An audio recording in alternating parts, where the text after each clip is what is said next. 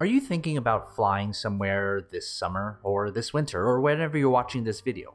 You're not alone. But now that everyone's vaccinated, it's time to travel. And this comes down to the age-old question: when's the best day to buy airline tickets, whether for now or for later?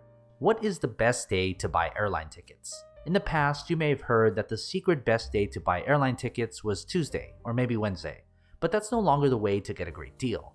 Instead, according to Expedia, the ideal day to book a flight is Sunday. For domestic flights, booking at the end of the weekend can save travelers around 5%. For international flights, the savings are nearly 10%.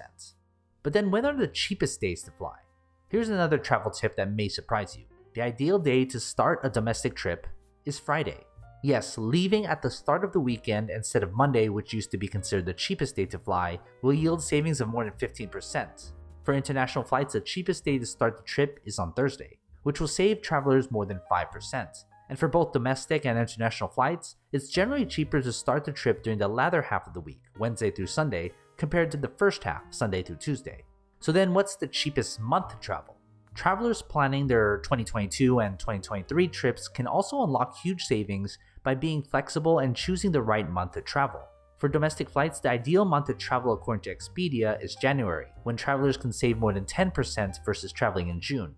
For international flights, August is the ideal month to jet off, when travelers can save almost 20% versus traveling in the height of the holiday season in December. So when is the best time of day to travel?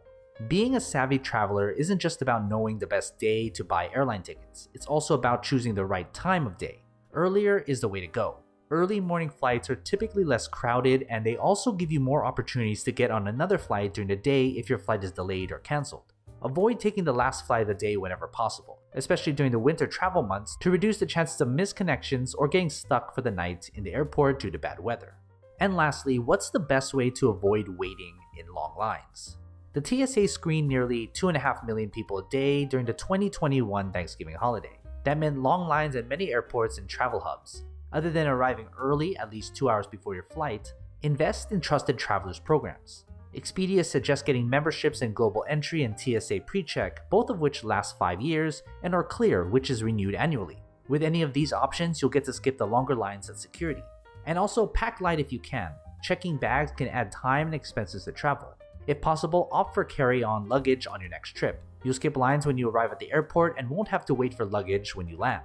Whenever possible, select non-stop flights. Choosing a non-stop option instead of a connecting flight can make dealing with unexpected delays, crowds, or cancellations a little easier, since you don't have to worry about getting on another flight.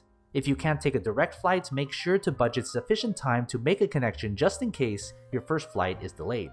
And of course, many car rental companies offer contactless pickup where you can just walk out the lot and hop in your car, meaning you can skip the lines for your car rental too. So where are you traveling this year? Comment below. And as always, take care of your money.